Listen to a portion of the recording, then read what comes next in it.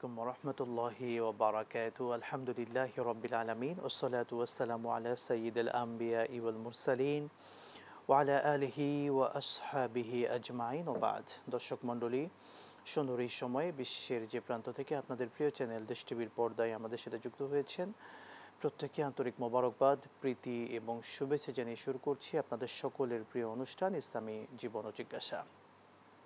সাথে আছি আমি মুফতি আল আমিন খান। দর্শক, আজকের এই সুন্দর আয়োজনে সম্মানিত অতিথি হিসেবে আমাদের সাথে আছেন প্রখ্যাত আলেম দ্বীন ফদিলাতুশ শেখ মুহতারাম মুফতি মুর্শিদুল আলম সালিহি হাফিজাহুল্লাহ, সম্মানিত প্রধান মুহাদ্দিস দরবাটি মদিনাতুল উলুম কামিল মাদ্রাসা। জি, আসসালামু আলাইকুম রহমতুল্লাহ। ওয়ালাইকুম আসসালাম ওয়া রাহমাতুল্লাহ। শেখ ভালো আছেন? জি আছি আলহামদুলিল্লাহ, আল্লাহ পাক অনেক ভালো রেখেছেন। আপনি কেমন আছেন? আলহামদুলিল্লাহ, আপনাকে আন্তরিক অভিনন্দন জানাচ্ছি আমাদের আজকের আয়োজনে। জি, আপনাকেও মোবারকবাদ জানাচ্ছি। প্রিয় দর্শক মণ্ডলী, আমাদের এই সুন্দর আয়োজনে জীবন ঘনিষ্ঠ যে কোনো বিষয়ে জানতে চাইলে দেশ TV Islamic show Facebook page কিংবা ইউটিউবে গিয়ে কমেন্ট বক্সে প্রশ্ন রাখুন। ইনশাআল্লাহ তাআলা সে প্রশ্নগুলোর আমরা উত্তর দেওয়ার চেষ্টা করব। আজকে কথা বলতে চাই, আমরা জানি আলহামদুলিল্লাহ আমরা রবিউল আউয়াল মাসে প্রবেশ করেছি, যে মাস মুসলিমদের সাথে একটি আত্মিক সম্পর্ক রাখে। এই মাসে আমাদের প্রিয় নবী সাল্লাল্লাহু আলাইহি ওয়াসাল্লাম এই পৃথিবীকে আলোকিত করেছিলেন, আবার এই মাসে তিনি বিদায় নিয়েছিলেন। প্রিয় নবী সাল্লাল্লাহু আলাইহি ওয়াসাল্লাম যার জীবনের প্রত্যেকটি দিক আমাদের জন্য অনুসরণীয় এবং অনুকরণীয়। প্রিয় নবীর জীবনের বড় একটি দিক, সেটি হচ্ছে ক্ষমা এবং উদারতা। ক্ষমা এবং উদারতা আমাদের প্রিয় নবী সাল্লাল্লাহু আলাইহি ওয়াসাল্লাম কীভাবে দেখিয়েছেন, উম্মাহকে শিখিয়েছেন কীভাবে, আমরা শুনবো সম্মানিত অতিথি শেখের কাছ থেকে। শেখ, আপনাকে অভিনন্দন জানাচ্ছি এবং আমাদের আজকের যে মূল টপিক, আমাদের প্রিয় নবী সাল্লাল্লাহু আলাইহি ওয়াসাল্লাম যাকে অনুসরণ করা আমাদের জন্য আবশ্যক, প্রিয় নবীর জীবনের বড় একটি দিক ক্ষমা এবং উদারতা। তিনি কিভাবে মানুষকে ক্ষমা করতে শিখিয়েছেন কোরআন সুন্নাহর আলোকে? জি, ধন্যবাদ আপনাকে। আমরা যদি সূরা আরাফের 199 নম্বর আয়াতের দিকে তাকাই, আল্লাহ তাআলা রাসূলুল্লাহ সাল্লাল্লাহু আলাইহি ওয়াসাল্লামকে বারবার কিন্তু সাজেশন করেছেন, খুযিল আফওয়া ওয়া আমুর বিল উরফ, যে আপনি ক্ষমা করুন এবং সৎ কাজের আদেশ দিন। ও আরিজ আনিল জাহিলিন, যারা মূর্খ বিতর্ক করে, যারা দিনকে বুঝে না, তাদের থেকে আপনি সরে থাকুন, বিরত থাকুন। তো এই যে এখানে আল্লাহ তাআলা পয়গম্বর মুহাম্মদুর রাসূলুল্লাহ সাল্লাল্লাহু আলাইহি সাল্লামকে বারবার এই তাকিদ দিয়েছেন ক্ষমা করা, তাহলে ক্ষমা একটি মহৎ গুণ। এটি কিন্তু গাড়িতে থাকে, বিভিন্ন জায়গায় খুব গুরুত্বপূর্ণ একটি বাক্য আমাদের কাছে খুব পরিচিত, যে ক্ষমা মহৎ গুণ। কিন্তু আমরা যেভাবে লেখায় দেখি বা টকশোতে কথা বলে থাকি, বাস্তবে কিন্তু আমরা রেগে যাই। আমরা আরও বলি যে রেগে গেলেন তো হেরে গেলেন, এটি কিন্তু আমরা জানি। তারপরও আমরা কেন যেন এই ইবলিস আমাদের পেছনে লালায়িত হয়ে আছে, আমাদেরকে বিভিন্নভাবে ওয়াসওয়াসা কুমন্ত্রণার কারণে আমরা ক্ষমার দৃষ্টিতে দেখিনি। দেখুন, রাসূলুল্লাহ সাল্লাল্লাহু আলাইহি ওয়াসাল্লাম যখন 8ম হিজরিতে মক্কা বিজয় হলো, এত স্ট্রাগল করে রাসূলুল্লাহ সাল্লাল্লাহু আলাইহি ওয়াসাল্লাম মক্কা বিজয় হলো। মক্কা বিজয়ের পর রাসূলুল্লাহ সাল্লাল্লাহু আলাইহি ওয়াসাল্লাম বাইতুল্লাহর সামনে তিনি দাঁড়িয়ে থাকলেন, সাহাবা ইকরাম সকলেই তন্ময় চিত্তে তাকিয়ে আছেন রাসূলুল্লাহ সাল্লাল্লাহু আলাইহি ওয়াসাল্লামের আজকের মুভমেন্টটা কেমন হবে। দেখা যায় রাসূলুল্লাহ হঠাৎ করে বলেন, ইয়া মাশারা কুরাইশ মা তাজুন্নুনা আল ইয়াউম ইন্নী ফাইলুম বিকুম, যে আজকে তোমাদের আমার বিষয়ে ধারণাটা কেমন, তোমাদের সাথে কেমন আচরণ করতে পারি। তো তারা বললেন, ক্বালু আখুন কারীম ও ইবনু আখুন কারীম, যে আপনি তো সম্মানিত ভাইদের সন্তান, আপনি সম্মানিত আমাদের ভাই। রাসূলুল্লাহ সাল্লাল্লাহু আলাইহি ওয়াসাল্লাম তাদের দিকে তাকিয়ে বললেন, ফাযহাবু ওয়া আনতুমুত তালাকা, যাও, তোমাদেরকে আজকে সাধারণ মুক্তির ঘোষণা করে দিলাম। দেখুন, এতে কিন্তু লস হয়নি। আমরা কিন্তু ক্ষমা উদারতা আমাদের নেই বললেই চলে। দীর্ঘ 10 বছর পূর্বে আমার সাথে কবে কি একটু বিহেভিয়ার, একটু ঝামেলা হয়েছে, সেটাকে আমরা লালন করে করে তিল থেকে বিশাল তাল বানিয়ে এরপর তাকে সুযোগ বুঝে আমরা কোপ দিয়ে থাকি। কিন্তু রাসূলুল্লাহ সাল্লাল্লাহু আলাইহি ওয়াসাল্লাম দেখেন, 13টি বছর অত্যাচারের বহ্নি লেলিহান ছিল পয়গাম্বরের উপর, নবুয়তির পরে 13টি বছর। এরপর দেখুন 8ম হিজরত করলেন, হিজরতের পর 8ম হিজরিতে রাসূলুল্লাহ সাল্লাল্লাহু আলাইহি ওয়াসাল্লাম সাধারণ মুক্তির ঘোষণা করলেন। তাতে কি ক্ষতি হয়েছে? না। তখন তারা মক্কার কুরাইশরা বলল, আসলে কি মানুষ নাকি ফেরেশতা নাকি জিন, যে এইভাবে আমাদেরকে ক্ষমা করে দিল, যাকে আমরা মক্কায় নারী বুড়ি দিয়ে তাকে আমরা চাপ দিয়ে দিয়েছি, তার প্রাণনাশের হুমকি হয়েছে, 3 বছর জেল খেটেছেন শিহাবে আবু তালেবে, এবং তার আল্লাহু চাচা এবং আর অপরদিকে দুধ ভাই সাইয়্যিদুস সোহাদা আমির হামজা, এই যে কিভাবে তাদের যে অত্যাচার করা হয়েছে সাহাবায়ে কেরামদেরকে, সব কিছু ভুলে গিয়ে রাসূল সাল্লাল্লাহু আলাইহি ওয়াসাল্লাম সাধারণ মুক্তির ঘোষণা দিলেন। দেখুন সিরাতে মুস্তাফা কিতাবের মধ্যে আল্লামা ইদ্রিস কান্দলভি রহমতুল্লাহ আলাইহি বলেন, আমার পয়গম্বরের এই ক্ষমার কারণে সেই মক্কা বিজয়ের ৮ম হিজরির সেই দিনটিতে হাজার হাজার কাফের কালেমা পড়ে মুসলমান হয়েছে। সুবহানাল্লাহ। তাহলে দেখা যায় যে যেটি দাওয়াত দিয়ে তাদের কাছে গিয়ে কত বায়না ধরতো, তারপর তাদেরকে বুঝাতো, কেউ গ্রহণ করতো কেউ গ্রহণ করতো না। রাসূল ইসলামের এই সাধারণ ক্ষমার ঘোষণার কারণে এতগুলো কাফের তাদের সপরিবারে তারা ইসলাম ধর্ম গ্রহণ করেছে। দেখুন রাসূল ইসলামের একটি দুটি এরকম শত শত ঘটনা রয়েছে। একবার মসজিদে নববীতে একটি যুবক বেদুইন এসে ঘোড়া নিয়ে প্রবেশ করলো, কোনো বর্ণনা এসে উট নিয়ে প্রবেশ করে মসজিদে নববীর ভিতরেই সে দাঁড়িয়ে প্রস্রাব শুরু করলো। এক পাশে ঘোড়া বা উট দাঁড়ানো, আর এক পাশে সে পেশাব করা শুরু। বুখারী শরীফে কিন্তু এই হাদিসখানে এসেছে, কওমা আরাবিউন ফাবালা ফিল মসজিদ ফাতানাওয়ালাহুন নাস। ওই যুবক বেদুইন দাঁড়িয়ে সে পেশাব করলো। সাহাবায়ে কেরাম দেখে খুব উঁচু আওয়াজে কেউ মারতে আসে, কেউ ধরতে আসে, কেউ ধাক্কা দিতে আসে। রাসূলুল্লাহ সাল্লাল্লাহু আলাইহি ওয়াসাল্লাম বললেন যে কি হয়েছে মসজিদে নববীতে, যে এরকম একটি বেদুইন এসে যুবক দাঁড়িয়ে পেশাব করেছে, আবার তার পশুও পাশে। রাসূলুল্লাহ সাল্লাল্লাহু বললেন দাউহু, তাকে ছেড়ে দাও, কারণ সে পেশাব করতেছে, তার পেশাবে বারণ করতে। কারণ যখন ইউরিন এবং স্টুল যখন পাস করা হয় তখন কিন্তু এভাবে বাধা সৃষ্টি করা এটি শরীয়তের একটি গৃহীত কাজ, কারণ মানুষের নানান এ থেকে তার রোগ সাইড এফেক্ট হওয়ার সম্ভাবনা থাকে। এই জন্য দাউহু, ছেড়ে দাও তাকে, হারিকু আলা বাউলি সাজলাম মিম মাইন। অসুবিধা কি, সে পেশাব করেছে, পেশাবের উপরে তোমরা পানি ঢালো, ঢেলে তোমরা পরিষ্কার করে নাও। এবং শাহ ওলিউল্লাহ মুহাদ্দিস দেহলভী রহমতুল্লাহ আলাই এই হাদিসের ব্যাখ্যা এবং আল্লামা মোল্লা আলী কারি রহমতুল্লাহ আলাই মেরকাত কিতাবে বর্ণনা করেন, রাসূলুল্লাহ সাল্লাল্লাহু আলাইহি ওয়াসাল্লাম যেই সাহাবীরা অধিক জোরে জোরে আওয়াজ করেছেন তাদেরকে ডেকে ডেকে বলছেন, তোমাদের বিচার হচ্ছে তোমরা পানি এনে পেশাবটাকে পরিষ্কার করবে। আল্লাহু আকবার। রাসূলুল্লাহ সাল্লাল্লাহু আলাইহি ওয়াসাল্লামকে দেখুন যে ফাইন্নাহু মুয়াসসির ওলাম, তো রাসূল ইসলাম বললেন যে তোমরা দুনিয়ার জমিনে এসছো মুয়াসসিরিন, সুন্দর আচরণ করার জন্য, ওলাম ইউবাস মুয়াসসিরিন, তোমাদেরকে আল্লাহ তাআলা কঠিন এবং রুক্ষ আচরণের জন্য প্রেরণ করেন নাই। তাহলে দেখুন এই যে পয়গম্বরের এই যে আচরণের কারণে কি হলো, এই যুবক আমার প্রিয় নবী মুহাম্মদুর রাসূলুল্লাহ সাল্লাল্লাহু আলাইহি ওয়াসাল্লাম ইন্তেকাল করলেন, সে এসে বারবার মসজিদে নবীতে খুঁজতেন সেই নবী কোথায়। বললেন একবার আলী রাদিয়াল্লাহু তাআলার সাথে দেখা হলো এবং সালমান ফারসি রাদিয়াল্লাহু তাআলার সাথে দেখা হলো। বলল যে আমাদের সেই যাকে খুঁজছেন তিনি তো ইন্তেকাল করেছেন, কোথায়?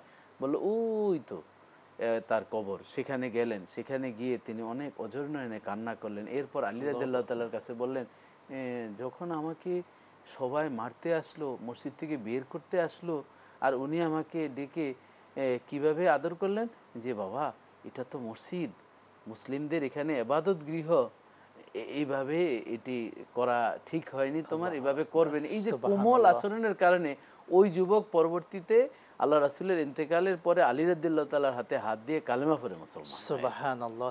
তাহলে দেখুন এই যে আমার পয়গম্বর মুহাম্মদ রাসূলুল্লাহ সাল্লাল্লাহু আলাইহি ওয়াসাল্লাম এইভাবে ক্ষমা এবং উদারতা সব সময় দেখিয়ে এসেছেন। একবার কিছু বাচ্চারা খেলাধুলা করতেছিলেন, খেলাধুলা করতে করতে একটা বাচ্চা হারিয়ে গেল। হঠাৎ করে তার মা বাবা এই হারানোর কারণে তারা এমন অবস্থা হলো যে তারা কোথাও খুঁজে পাচ্ছেন না, বিজ্ঞপ্তি দিচ্ছেন। রাসূলুল্লাহ সাল্লাল্লাহু আলাইহি ওয়াসাল্লামের কাছে যখন খবর আসলো, রাসূল বললেন তোমাদের বাচ্চাটি অমুক জায়গায় আছে, তোমরা সেখানে যাও। তো এই খবর যখন পৌঁছলো, এর ভিতরে ওই পয়গম্বরের সাহাবী বলেন যে নবী আমাদেরকে এই খবর পৌঁছিয়েছেন, বাচ্চার আগে নবীর সাথে সাক্ষাৎ করে আসি। নবী আমাদেরকে আমাদের সন্তান যে এখনো জীবিত আছেন এই মেসেজ দিয়েছেন, নবীর কাছে যাই। তো অন্যরা বলল, বাচ্চা তোমাদের সকালে হারিয়েছে, দিন শেষ হয়ে রাত, বাচ্চা না খুঁজে তোমরা সেখানে যাচ্ছ? যে না, রাসূলুল্লাহ সাল্লাল্লাহু আলাইহি ওয়াসাল্লাম যেহেতু এই খবর দিয়েছেন, রাসূলুল্লাহ সাল্লাল্লাহু আলাইহি ওয়াসাল্লামের কাছে যাই, আমরা দেখা করে এটার কৃতজ্ঞতা রাসূলুল্লাহ সাল্লাল্লাহু আলাইহি ওয়াসাল্লামকে জানিয়ে আসি। দেখুন সেখানে গেলেন, রাসূলুল্লাহ সাল্লাল্লাহু আলাইহি ওয়াসাল্লাম খুশি হয়ে তাদের জন্য, ওই বাচ্চার জন্য দোয়া করলেন যে তোমাদের সেই সন্তানটি আছে, আমি আল্লাহর পক্ষ থেকে জেনেছি তোমরা অনেক কষ্ট পাচ্ছ। তো একটি বিষয় মনে রাখবে, সেখানে আরও ছোট ছোট অনেকগুলো বাচ্চা দিনভর খেলা করে, এখনও বাচ্চারা সেখানে আছে। তবে এই বাচ্চাটিকে গিয়েই তোমরা কোলের সাথে সাথে নিও না, কারণ সেখানে এমন কিছু এতিম বাচ্চা আছে। কারণ আমি বুঝি, আমি এতিম ছিলাম, তোমরা যখন এই হারানো সন্তানটিকে পেয়ে আদর করবে, কোলে নিবে, ওই এতিম বাচ্চাগুলো বলবে, আরে আমাদেরও তো বাবা থাকলে আমাদেরকেও কোলে নিত, মায়া করত। রাসূলুল্লাহ সাল্লাল্লাহু আলাইহি ওয়াসাল্লাম এভাবে সাহাবায়ে কেরামদেরকে শিক্ষা দিয়েছেন যে আরেকজন যাতে কষ্ট না পায়, অন্য বাচ্চারা যাতে ব্যথিত না হয়। রাসূলুল্লাহ সাল্লাল্লাহু আলাইহি ওয়াসাল্লাম পরতে পরতে নবীর আদর্শ শিক্ষা দিয়েছেন। অথচ দেখুন আজ আমরা সেই পয়গম্বর মুহাম্মদ রাসূলুল্লাহ সাল্লাল্লাহু আলাইহি ওয়াসাল্লামের এই বেলাদাতের মাস, রবিউল আউয়াল মাস, আমরা এ নিয়ে অনেক সময় কাদা ছোড়াছুড়ি, ঈদে মিলাদুন নবী সাল্লাল্লাহু আলাইহি ওয়াসাল্লাম, সিরাতুন নবী সাল্লাল্লাহু আলাইহি ওয়াসাল্লাম, এ নিয়ে অনেক সময় টানা হেঁচড়া করতে করতে আসল মৌলিক জিনিসই আমরা হারিয়ে ফেলি। এজন্য লাকাদ কানা লাকুম ফি রাসূলিল্লাহি উসওয়াতুন হাসানা, আমাদের প্রিয় নবী মুহাম্মদ রাসূলুল্লাহ সাল্লাল্লাহু আলাইহি ওয়াসাল্লাম হচ্ছেন আদর্শের মূর্ত প্রতীক। তার যে আদর্শগুলো তিনি ঢেলে আমাদেরকে সাজিয়ে দিয়েছেন, উম্মতে মুহাম্মাদি সেভাবে যদি আদর্শগুলো গ্রহণ করি তাহলে বৈষম্য আমাদের এই সমাজে থাকবে না এবং আমরা দুনিয়া আখিরাতে কিন্তু সফল হব নিঃসন্দেহে প্রিয় নবীর আদর্শের মাধ্যমে। আপনাকে অনেক ধন্যবাদ। খুবই চমৎকারভাবে আপনি প্রিয় নবীর জীবনী থেকে একেবারে বাস্তব যে ঘটনাগুলো সেগুলো বলছিলেন, হাদিস শরীফ থেকে প্রমাণিত। সেটা আমরা দর্শকদের প্রশ্ন নিচ্ছি। অনলাইনে অনেক দর্শকেরা আমাদেরকে প্রশ্ন করেন। আমাদের একজন বোন জানতে চেয়েছেন, আমরা বাসায় গেঞ্জি পরে থাকি অনেক সময়, প্রশ্ন হচ্ছে মেয়েরা বাসায় গেঞ্জি পরতে পারবে কিনা স্বাভাবিকভাবে? হ্যাঁ, স্বামীর সামনে, অর্থাৎ স্বামী তো তার মোহরেম, তার সামনে গেঞ্জি পরতে পারবেন এবং শর্ট জামাও পরতে পারবেন। কিন্তু এই বিষয়টি খেয়াল রাখতে হবে, তার যদি বালেগ কোনো ছেলে থাকে তখন তিনি সেই তার পর্দার সেই বিষয়টা একটু মেনটেন করে চলতে, অথবা শ্বশুর, জয়েন্ট ভেঞ্চার এই ধরনের ফ্যামিলি যখন থাকে তখন সেই বিষয়গুলো খেয়াল থাকতে হবে। স্বামী তার মেয়ে তাদের সামনে স্বাভাবিকভাবে ফরজ যাতে তরক এরকম না হয়, অশালীন ড্রেস যাতে না হয় কি হবে, ওই মহিলা বলেন মেয়ে বলেন তারা ভাববে যে ওয়েস্টার্ন কৃষ্টি কালচারের যে পোশাকটা তাদের, কিন্তু যে মা যেহেতু এরকম শর্ট পোশাক পরে তাহলে আমাদেরও পড়তে হবে, আমরাও ইউনিভার্সিটিতে, স্কুলে, কলেজে আমরা যাব। এতে কিন্তু আর সোহবত মুতাআসসিরা, রাসূলুল্লাহ সাল্লাল্লাহু আলাইহি ওয়াসাল্লাম বলছেন এই সোহবত বা এই একজনের আরেকজন দেখে দেখে এরকম একটা প্রভাব বিস্তার হয়। অনেক অনেক শুকরিয়া শেখ, খুবই গুরুত্বপূর্ণ টপিক। আমরা আরেকটি বিষয়, আমরা অনেক সময় খালি গায়ে অজু করি। আমাদের দর্শক জানতে চেয়েছেন খালি গায়ে অজু এটা সঠিক হবে কিনা? খালি গায়ে অজু কোনো অসুবিধা নেই, অজুর ভঙ্গের কোনো কারণের ভিতরে খালি গায়ে নেই। বরং এমন যদি হয় যে আমার পোশাক ভিজে যাওয়ার সম্ভাবনা থাকে এই জন্য উনি খালি গায়ে হচ্ছেন, তবে একটি বিষয় হচ্ছে একেবারে পুরুষ খালি গায়ে থাকাটা এটা একটা মানে মাকরুহ, বা যেমন স্ত্রীর সামনে থাকতে পারে, সন্তান সবাই মিলে যখন থাকে একেবারে খালি গায়ে থাকাটা এটা অসুন্দর, কিন্তু উজুর কোনো ক্ষতি হবে না। শেখ অনেক অনেক শুকরিয়া। আর একটি প্রশ্ন এসেছে, দর্শক জানতে চেয়েছেন টিস্যু কিংবা ঢিলা ব্যবহার না করলে নামাজ হবে কিনা? আমরা প্রশ্নটি নেব বিরতির পরে। জি ইনশাআল্লাহ। দর্শক মণ্ডলী, এই সুন্দর আয়োজন দেশ টিভির ইসলামী জীবন ও জিজ্ঞাসা দেখছিলেন, দেখবেন আবারও। নিচ্ছি পর্যায়ে ছোট্ট বিরতি, সঙ্গেই থাকুন।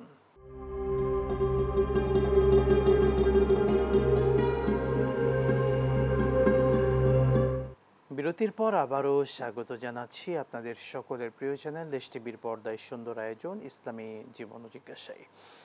দর্শক, আমাদের আয়োজনে জীবন ঘনিষ্ঠ যে কোনো বিষয়ে জানতে চাইলে দেশ TV Islamic show Facebook page বা ইউটিউবে গিয়ে কমেন্ট বক্সে প্রশ্ন রাখুন। ইনশাআল্লাহ তাআলা আমরা সেই প্রশ্নগুলোর উত্তর দেওয়ার চেষ্টা করব। আমরা প্রিয় নবী সাল্লাল্লাহু আলাইহি ওয়াসাল্লামের জীবনের বড় একটি দিক ক্ষমা এবং উদারতা, সেখান থেকে শুনছিলাম সম্মানিত অতিথি শেখ ডক্টর মুর্শিদ আলম সালেহী সাহেবের কাছ থেকে। শেখ, আমরা আপনার থেকে অনেকগুলো বিষয় জেনেছি। আমরা এই পর্যায়ে একটি মাসালা নিচ্ছি। দর্শক জানতে চেয়েছেন টিস্যু কিংবা ঢিলা ব্যবহার না করলে নামাজ হবে কিনা? হ্যাঁ, ধন্যবাদ।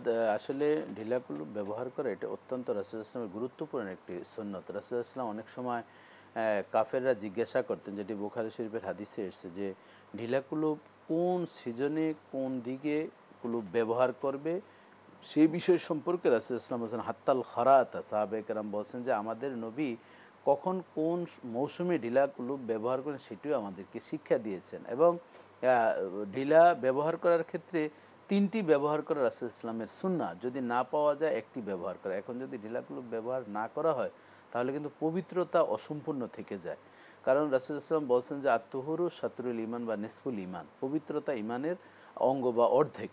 সেই হিসাবে ঢিলাকুলুপ ব্যবহার ছাড়া যদি নামাজ পড়া হয় সেই নামাজের পবিত্রতাটা সঠিক হবে না। কারণ মেফতাহুত তুহুর as-সালাত, নামাজের মৌলিক যে বিষয়টি হচ্ছে সেটি হচ্ছে পবিত্রতা অর্জন করা। অর্থাৎ এক কথায় বলা যায় যে পবিত্রতা ছাড়া নামাজ আল্লাহর দরবারে কখনো কবুল হবে না। যদি ঢিলাকুলুপ ব্যবহার না করে আপনি যদি শুধু পানি ঢেলে আসেন তাহলে দেখা যায় সেটি পোশাকের সাথে লেগে যাওয়ার সম্ভাবনা থাকে। তাহলে আপনার শরীর পাক, কাপড় পাক, যেই আরকান আহকাম 13 ফরজ রয়েছে তার মধ্যে কিন্তু ফরজটা আপনার নষ্ট হয়ে যাচ্ছে। এই জন্য ঢিলাকুলুপ ব্যবহারকে এটা বাঞ্ছনীয়। অনেক অনেক ধন্যবাদ।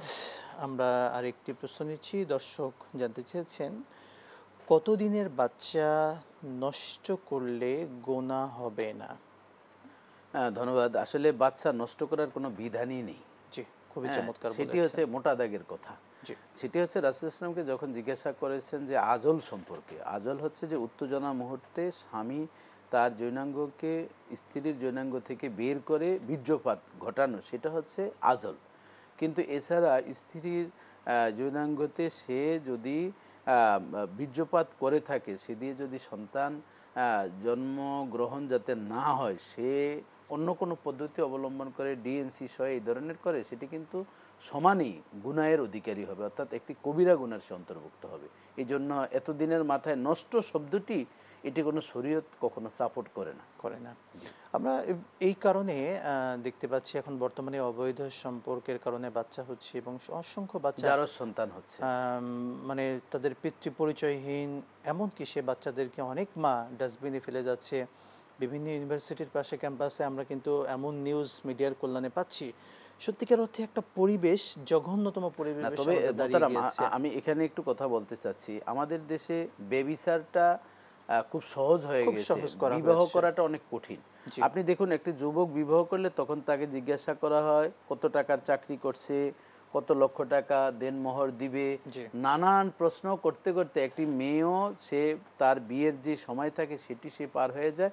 আর একটি ছেলে নিজের পায়ে দাঁড়াতে দাঁড়াতে তার শরীরের সমস্ত মানে যে অর্গান বা তার যে একটা এনার্জি থাকে সেটি নষ্ট হয়ে যায়। তখন তারা এই জিনা বেবিচার খুঁজে খুঁজে বের করে। এই জন্য আমাদের দেশে যে 18 বছর আর 20 বছর 21 বছর যেই বিধানগুলো, এই বিধানগুলোর একটা শিথিলতার প্রয়োজন আছে। বাল্যবিবাহকে আমরা ধিক্কার জানাই, কিন্তু দেখা যায় একটি মেয়ে 18 বছর আগেই কিন্তু সে সম্পূর্ণ বালেগা হয়ে যায়। এখন সেই বালেগা হওয়ার আগেই 14-15 থেকেই কিন্তু সে বালেগা হয় এবং হৃষ্টপুষ্ট যে মেয়েরা হয়, আপনি দেখেন 8, 9, 10 এই সময় যখন 8, 9-এ উঠে তখন কিন্তু মেয়েরা বিভিন্ন জায়গায় এই ধরনের শোনা যায় যে ভেগে গিয়েছে, ছেলে মেয়েকে নিয়ে, মেয়ে ছেলেকে নিয়ে।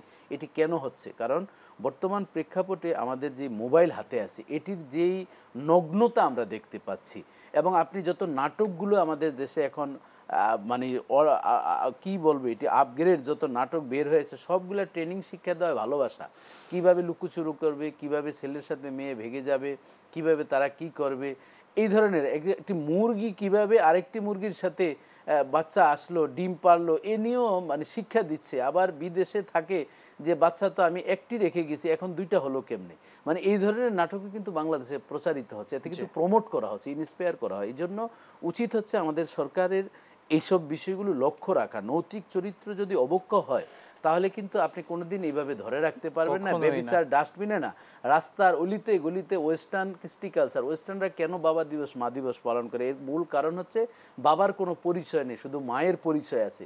এই জন্য তারা নির্দিষ্ট একদিনে বাবা দিবস পালন করে, মা বলে maybe he is your father, সম্ভবত সেই তোমার বাবা, কারণ কতজনের সাথে সে যে থেকেছে। এই জন্য তখন যাকে বলবে তখন তার গলায় গিয়ে ফুল দেয়, তাকে নানান ধরনের উপটোকন দিয়ে থাকে।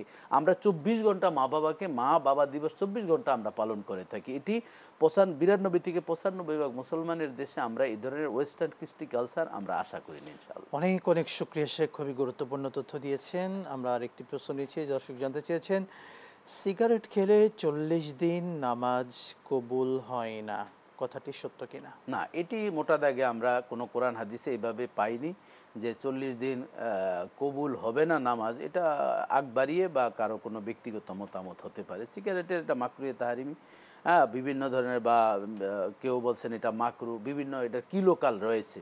এই জন্য এটি আসলে নেশা আকারে যখন খায় এটি একেবারে মাকরুহে তাহরিমির পর্যায়ে পৌঁছে যায়। এবং এই সিগারেট যেহেতু এটি আগুনের একটি ভাব ভিতরে ঢুকানো হচ্ছে, আমরা নিজেদের উপরেই নিজেরা কিন্তু আমরা অত্যাচার করছি। এই জন্য সেই হিসাবে এটি বর্জন করা আমাদের উচিত। করলে এটি খেলে গুনাহ হবে, কিন্তু 40 দিন ইবাদত কবুল হবে না, এটি অতিরঞ্জিতই মনে হচ্ছে। অনেক অনেক শুকরিয়া শেখ। আরেকটি প্রশ্ন নিচ্ছি, দর্শক জানতে চেয়েছেন অবৈধভাবে বিদেশে গেলে, যাওয়ার প্রক্রিয়াটা অবৈধ, অবৈধভাবে বিদেশে গেলে সেখান থেকে যে ইনকাম হয় সেই টাকাটা হালাল হবে কিনা? আসলে তো এটার উসুলের পরিভাষা হচ্ছে যার মূল ভিত হচ্ছে অবৈধ, সেটার একেবারে শেষ ইন্নামাল আমরুবিল খাওয়াতেম, শেষটাও তার এরকম অবৈধই হবে। মানে স্টার্টিং পয়েন্ট যেহেতু অবৈধ, তার কনক্লুশনটাও কি অবৈধই হবে।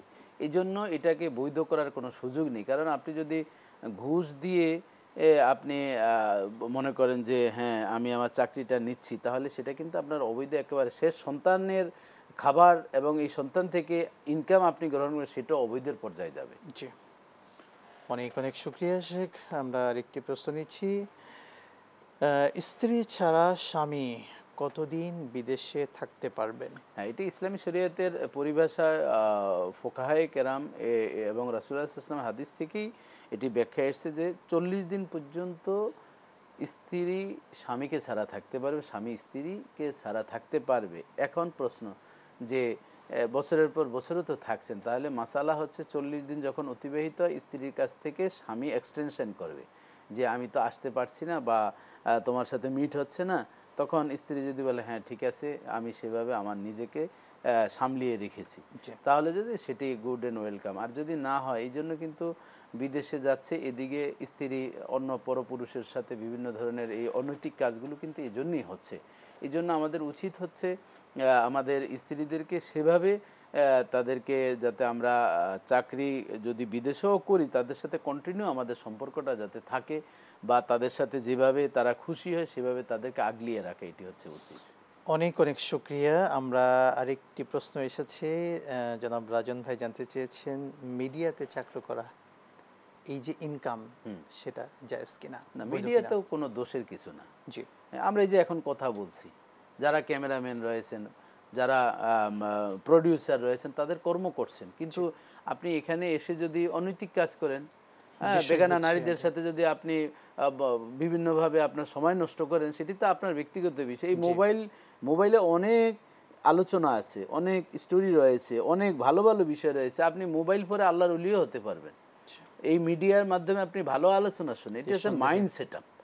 আপনি ফেসবুকে প্রতিদিন একটি ভালো কথা লেখেন, অসুবিধা নেই। আপনার ফেস থেকে যে আলহামদুলিল্লাহ, সুবহানাল্লাহ, আল্লাহু আকবার, এটার আমল আপনি লেখেন, বা এই ধরনের আপনি প্রতিদিন নিয়ত করবেন যে যেমন আব্দুল্লাহ ইবনে জাবের রাদিয়াল্লাহু তাআলা আনহু একদিন কান্না করছিলেন, রাসূল জিজ্ঞাসা করলেন কেন এইভাবে তুমি কান্না করছো? যে গতকালের চেয়ে আজকের আমার আমল কম হলো কিনা, আমি এই জন্য কান্না করছি। তাহলে এই যে দেখুন, সাহাবে আব্দুল্লাহ ইবনে মাসউদ রাদিয়াল্লাহু তাআলা আনহু প্রতিদিন ঘুমানোর পূর্বে তিনি এই যে ইহতিসাব, আমরা ব্যাখ্যাত করি খালি ইহতিসাব সওয়াব, কিন্তু হিসাবত হলো গণিত, যে আমি সারাদিন কি ভালো করলাম মন্দ করলাম, সেই হিসাবটা করতে হবে, সেই হিসাবটা আমাদের করতে হবে। আব্দুল্লাহ ইবনে মাসউদ রাদিয়াল্লাহু তাআলা বলেন যে প্রতিদিন আমাদের উচিত কিছু না কিছু দান করা, তাহলে আমি যে গুনার কাজগুলো করছি এই দানের মাধ্যমে কিন্তু আমার গুনাহগুলো দূরীভূত হয়ে যায়। আন্নাল হাসানাত ইউযহিবনা সাইয়্যা, যাই এই যে আপনার হাসানাত আপনার গুনাহগুলোকে মিটিয়ে ফেলে। এই জন্য আমাদের উচিত হচ্ছে সাহাবায়ে কেরামদের মতন আমল, যে গতকালের চেয়ে আজকের আমার আমল কম হলো কিনা, এই জন্য আমি চিন্তিত, অনুতপ্ত, কিভাবে বাড়ানো যায়, এভাবে ফাস্তাবিকুল খায়রাত, কল্যাণের কাজে যাতে আমাদের সন্দেহিত। আমরা মূল কথাই বলতে পারি আমাদের কাজের উপর ডিপেন্ড করবে। মিডিয়া তো অবশ্যই দোষণীয় না, ভালো কাজ সবকিছু যদি প্রচার করে অবশ্যই ভালো, এটার দ্বারা জাতীয় উপকৃত হবে। কিন্তু যদি সেটা খারাপ কোনো কিছু প্রচার করে, ব্যাপারটি কিন্তু তখন প্রশ্নবিদ্ধ। সেটার জন্য আমাদের বিবেক নামক আদালত রয়েছে, আমরা সবাই এই বিষয় সম্পর্কে। আপনাকে অনেক ধন্যবাদ, শুকরান জাযাকাল্লাহ। দর্শক, আজকের মতো বিদায় নিচ্ছি এই সুন্দর আয়োজনে। প্রতিদিন বিকাল 5টায় দেখা হবে। আল্লাহ সকলকে ভালো রাখুন, সুস্থ রাখুন। আসসালামু আলাইকুম ওয়া রাহমাতুল্লাহি ওয়া বারাকাতুহু।